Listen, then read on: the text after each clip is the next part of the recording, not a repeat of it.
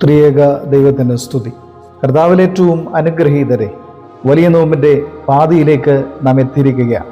ഇന്നേ ദിവസം എല്ലാ ദൈവാലയങ്ങളിലും വിശുദ്ധ ആരാധന മധ്യേ സ്ലീബാഘോഷം നടത്തി സ്ലീബായെ ദൈവാലയത്തിൻ്റെ മധ്യേ നാട്ടുന്ന ഒരു അനുഭവം നമുക്ക് ദർശിക്കുവാനായിട്ട് സാധിക്കും. അത് നമ്മെ ഓർമ്മപ്പെടുത്തുന്നത് ഇസ്രായേൽ ജനം മിസ്രൈമിൽ നിന്നും അടിമത്തിൽ നിന്നും വിടുവിച്ചു കൊണ്ടുവന്ന സർവശക്തനായ ദൈവത്തെ മറന്നുകൊണ്ട്, ദൈവം കൊടുത്ത നന്മകളെ മറന്നുകൊണ്ട്, ദൈവജനത്തെ വഴി നടത്തിയ മോശയെ മറന്നുകൊണ്ട് അവർ മോശയ്ക്കും ദൈവത്തിനും വിരോധമായി ചിന്തിക്കുമ്പോൾ സ്വർണ്ണ സർപ്പത്തെ ദൈവം അയച്ച് അവരെ കടിപ്പിക്കുകയും ആ പാമ്പ് കടിയേൽക്കുന്നവർ മരിക്കുകയും ചെയ്യുന്ന സാഹചര്യം ഉണ്ടാകുന്നു. ജനം കൂടുതൽ മരണമടയുമ്പോൾ ജനത്തിന് മനസ്സിലാകുകയാണ്, ഞങ്ങൾ പാപം ചെയ്തതുകൊണ്ട് ഈ പാപം മൂലം മരണം ഞങ്ങളുടെ മധ്യേ കടന്നു വന്നു. മോശയുടെ അടുക്കൽ വന്ന് നിലവിളിക്കുകയാണ്, ഈ പാപം ഞങ്ങളുടെ മധ്യയിൽ നിന്ന് മാറ്റിക്കളയുവാൻ, ഈ ശാപം ഞങ്ങളുടെ മധ്യയിൽ നിന്ന് മാറ്റിക്കളയുവാൻ, ഈ പാമ്പുകടി ഏൽക്കുന്നവർ മരിക്കുന്നവർ ഞങ്ങളുടെ മധ്യയിൽ നിന്ന് മാറ്റുവാൻ നീ ദൈവജനത്തിനു വേണ്ടി ദൈവത്തോട് പ്രാർത്ഥിക്കണമെന്ന് പറയുന്ന അനുഭവം നമുക്ക് ദർശിക്കാം.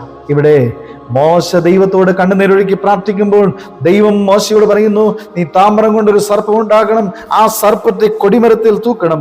കടിയേറ്റ ഉടനെ ആരൊക്കെ ഈ സർപ്പത്തെ നോക്കുന്നുവോ, ഈ താമ്ര സർപ്പത്തെ നോക്കുന്നുവോ, അവർ മരണത്തിൽ നിന്നും വിടുതൽ പ്രാപിക്കുമെന്ന് യഹോവയായ ദൈവം അരുളി ചെയ്യുന്ന പ്രകാരം മോശ സർപ്പത്തെ ഉണ്ടാക്കി കൊടിമരത്തിൽ തൂക്കി കടിയേൽക്കുന്നവർ നോക്കുന്ന മാത്രയിൽ രക്ഷ പ്രാപിക്കുന്ന ജീവന്റെ അനുഭവത്തിലേക്ക് നടന്നു വരുന്ന അനുഭവം നമുക്ക് ദർശിക്കുവാനായിട്ട് സാധിക്കുന്നു. പ്രിയമുള്ളവരെ, ഈ അനുഭവമാണ് നോമ്പിന്റെ പാതയിൽ നാം ദേവാലയത്തിന്റെ മധ്യേ ക്രിസ്തുവിന്റെ ക്രൂശിനെ ക്രിസ്തുവിനോട് കൂടെ നാം അവിടെ ദർശിക്കുന്നത്.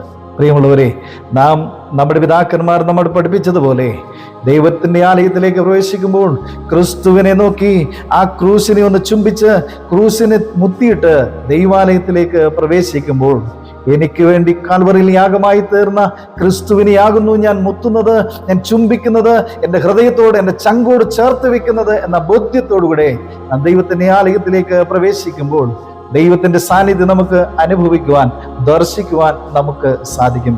പരിശുദ്ധനായ പൗലോസ് അപ്പോസ്തലൻ നമ്മെ ഓർമ്മപ്പെടുത്തുന്നുണ്ട്, ക്രൂശില്ലാത്ത ക്രിസ്തുവും ക്രിസ്തുവില്ലാത്ത ക്രൂശും വ്യർത്ഥമാകുന്നു എന്ന്.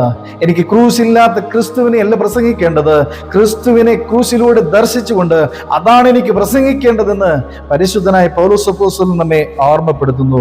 ക്രൂശിന്റെ വചനം നശിച്ചു പോകുന്നവർക്ക് ഭോഷത്വവും രക്ഷിക്കപ്പെടുന്ന നമുക്കോ ദൈവശക്തിയുമാകുന്നുവെന്ന് പരിശുദ്ധനായ പൗലോസ് അപ്പോസ്തലൻ നമ്മെ ഓർമ്മപ്പെടുത്തുന്നു. പ്രിയരെ, ക്രൂശില്ലാത്ത ക്രിസ്തുവും ക്രിസ്തുവില്ലാത്ത ക്രൂശും നിർജീവമാണ്. എന്നാൽ ക്രിസ്തുവിനെ ക്രൂശിലൂടെ ദർശിക്കുമ്പോൾ, ക്രൂശിലൂടെ ക്രിസ്തുവിനെ നാം ദർശിക്കുമ്പോൾ ഒരു വലിയ ശക്തി നമുക്ക് ആസ്വദിക്കുവാൻ, ഒരു വലിയ ആനന്ദം നമുക്ക് ആസ്വദിക്കുവാൻ ഇടയായിത്തീരും.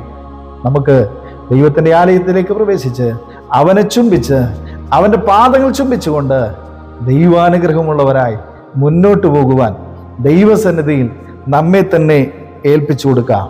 പള്ളിക്കകത്തേക്ക് കയറുമ്പോൾ ഈ ക്രൂശ് കാണുന്നത് ക്രിസ്തുവിനെയാണ്.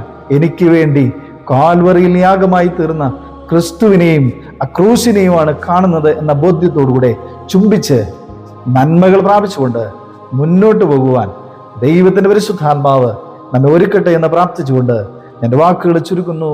ദൈവം നമ്മെ അനുഗ്രഹിക്കട്ടെ.